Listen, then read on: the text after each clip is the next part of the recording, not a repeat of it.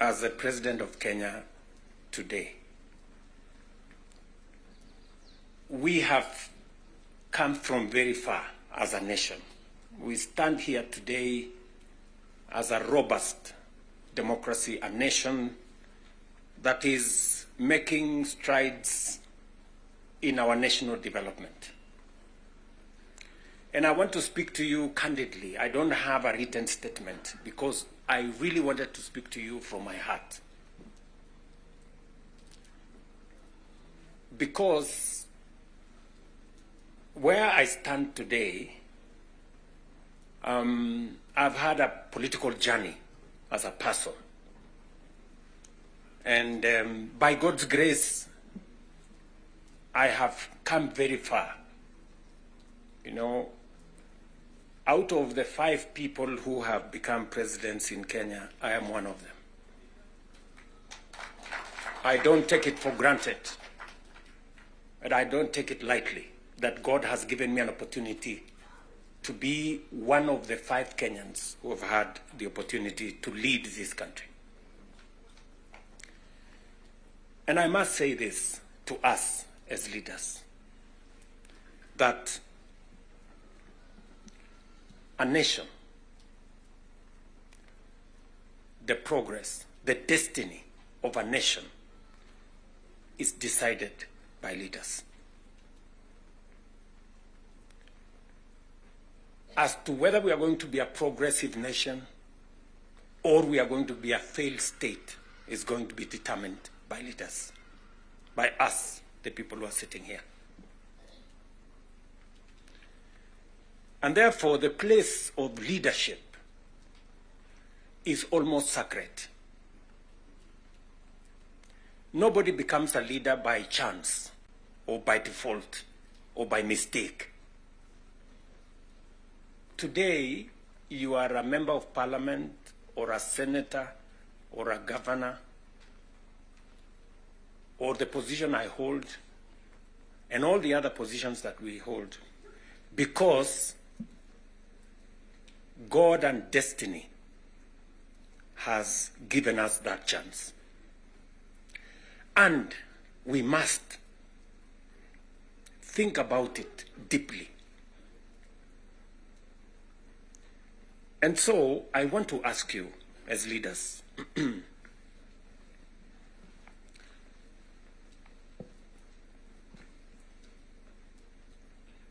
the Honorable Prime Minister has given us a history of countries. I will add to that list 2 countries. Singapore and Kenya were the same countries 60 years ago. Malaysia and Kenya were the same 60 years ago.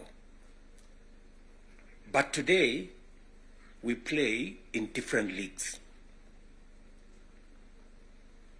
They have managed to progress to the first world. We are still where we are. The difference between what Singapore has become and what we are is leadership.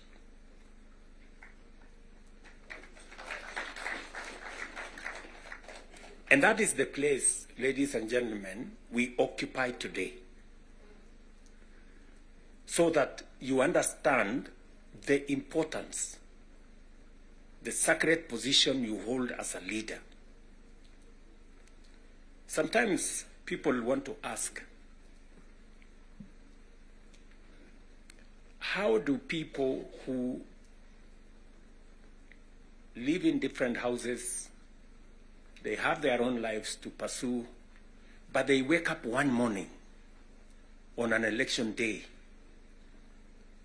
and they go one after the other to 10,000, to 20,000, to 50,000 and elect you? You are not special. But it is a moment that God has given us as leaders. And therefore, we must do whatever we are doing, knowing very well that we have a heavy, almost sacred responsibility to the people we lead and to the nation of Kenya.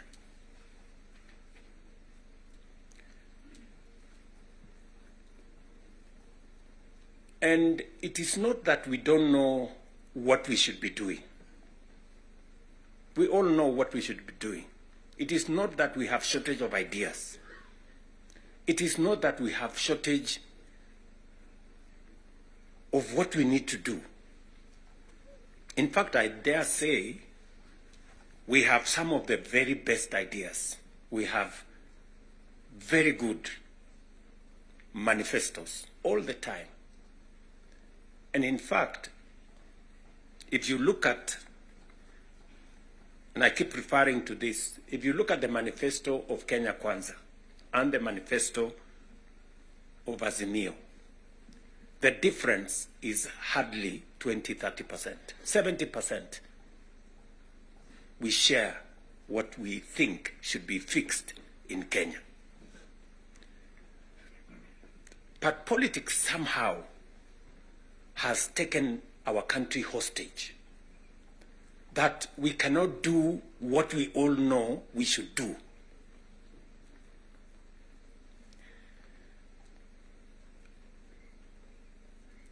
I have said that the difficulties that I face today as a president in Kenya are self-imposed.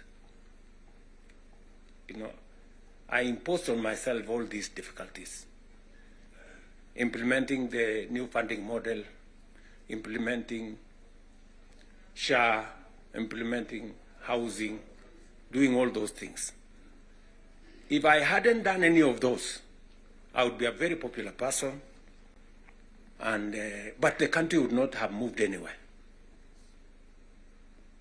I am confident that if Raila had become president, he would be doing what I'm doing. Yes. He would be implementing SHA. He would be implementing housing. He would be doing reform in the education. He would be doing reform in agriculture. I know that for a fact because I have been in his school of leadership. That's the correct position. And he would be as unpopular or as he'd be having the same difficulties that I have today. But these are necessary for Kenya to change. Friends, we cannot change the country otherwise. And that is why he has the courage to stand here and tell you, let us stop the extortion. Yes. Very few leaders can stand here and tell you to stop the extortion that is going on in Parliament. I'm telling you the truth. Very few leaders. Because we like making peace with mediocrity. Oh, you know, and trying to explain things that we shouldn't be explaining. Now let me ask you, friends, you know, we are all friends here. Yeah, we are one team, or so I guess. This fellow who is called chairman of welfare in committees, what is their job? What is their job? Extortion, that's it. And that is what Prime Minister is saying. You know? You know, what is Sokohuru? What is Sokohuru? Tell me, what is, you know Sokohuru?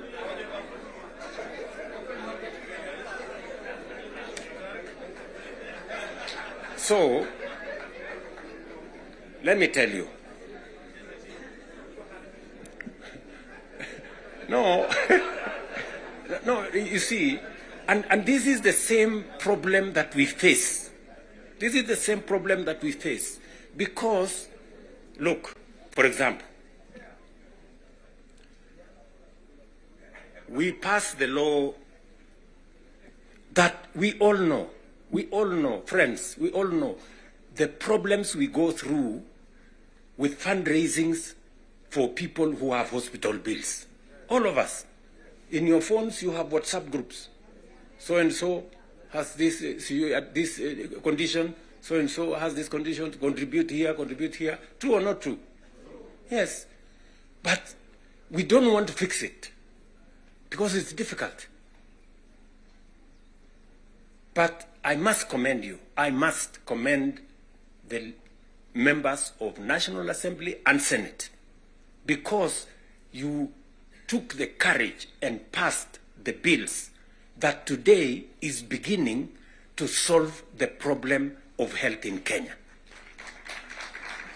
It may not happen instantly, but all of you can now see that there is a possibility that we can sort out the challenge of health and health delivery in Kenya. But because we had to be bold, we had to be bold and make the necessary decisions. Today, we are dealing with the crooked hospitals and health professionals who still want to steal from SHA and to steal from our health provision. And we will go after them and we will deal with them. So, what am I saying? I am saying the following. If we have to change Kenya, my friends, we have a historic opportunity today with this broad-based government, we have a historic opportunity to unleash the full potential of Kenya. We all believe, I do, that Kenya is a very great country, this country of ours. There is absolutely no reason why Kenya is not like Singapore. We have what it takes. Let me repeat. We have what it takes to measure up